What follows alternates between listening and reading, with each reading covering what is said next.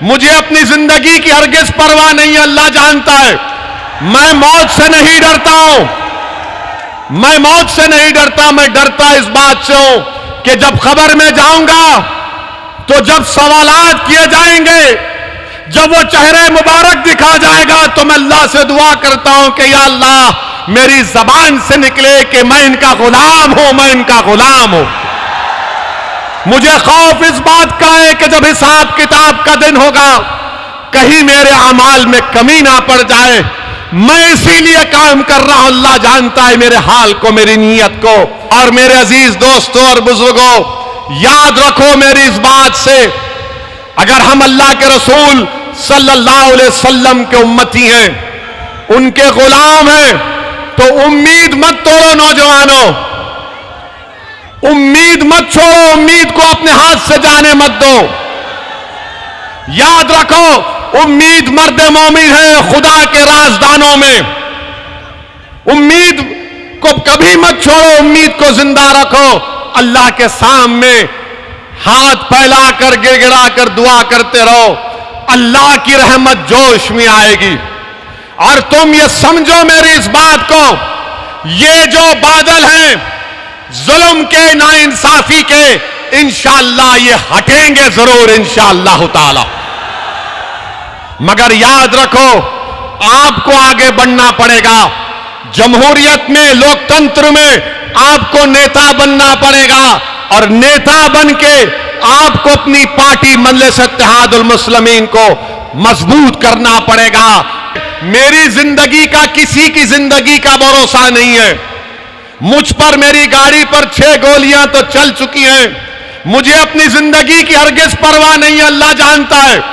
मैं मौत से नहीं डरता हूं, मैं मौत से नहीं डरता। मैं डरता इस बात से हूं कि जब खबर में जाऊंगा तो जब सवालात किए जाएंगे, जब वो चेहरे मुबारक दिखा जाएगा, तो मैं अल्लाह से दुआ करता हूं कि या अल्लाह मेरी जबान से निकले कि मैं इनका गुलाम हूं, मैं इनका गुलाम हूं। मुझे खौफ इस बात का है कि जब हिसाब किताब का दिन होगा, कहीं मेरे अमाल में कमी ना पड़ जाए। मैं इसीलिए काम कर रहा हूं, अल्लाह जानता है मेरे हाल को, मेरी नीयत को। मेरे अजीज दोस्तों और बुजुर्गों, हिम्मत मत हारो, मायूस मत हो। याद रखो, सलाहुद्दीन अय्यूबी को जानते हो, जानते हो सलाहुद्दीन अय्यूबी को? तो सलाहुद्दीन अय्यूबी का वाकया कि सलाहुद्दीन अय्यूबी को आकर किसी ने कहा कि उस मस्जिद अक्सा और बैतुल मुकद्दस को हासिल करने के लिए दुश्मन की फौजें कश्तियों से आ रही हैं, हजारों की तादाद में। तो सलाहुद्दीन अय्यूबी परेशान हो गया। तो सलाहुद्दीन अय्यूबी रहमतुल्लाह अलैह ने रात में, रात के अंधेरे में तहज्जुद गुजारता सलाहुद्दीन अय्यूबी रहमतुल्लाह अलैह। सलाहुद्दीन अय्यूबी ने रात में जानिमाज बिछाई, अल्लाह के आगे सर्वसजूद हो गया और गिड़गिड़ा कर, रो रो कर अल्लाह से दुआ कर रहा था, या अल्लाह हम कमजोर हैं, हम कमजोर हैं, या अल्लाह बचा ले हमको। ये जो हजारों की तादाद में कश्तियां आ रही हैं मुझे बर्बाद करने के लिए, अल्लाह तू बचा ले। रात भर सलाहुद्दीन अय्यूबी रोता रहा, सिसकियां लेता रहा। और जब फजर की नमाज के बाद सलाहुद्दीन अय्यूबी ने एक अहले दिल से मुलाकात की और उनसे कहा कि हजरत आप भी दुआ फरमाइए कि मेरे मस्जिद अक्सा और बैतुल मुकद्दस के लिए कश्तियां आ रही हैं। तो उस अहले दिल ने सलाहुद्दीन अय्यूबी का हाथ पकड़कर कहा कि बादशाह सलाहुद्दीन, तूने रात में रो रो कर अपने रब को मना लिया, और तेरे आंसुओं की वजह से अल्लाह की रहमत जोश में आई, और अल्लाह ने समंदर में तूफान लाकर उन कश्तियों को गरक कर दिया, डुबो दिया। तो नौजवानों, अल्लाह को राजी करना है। अल्लाह को राजी करोगे?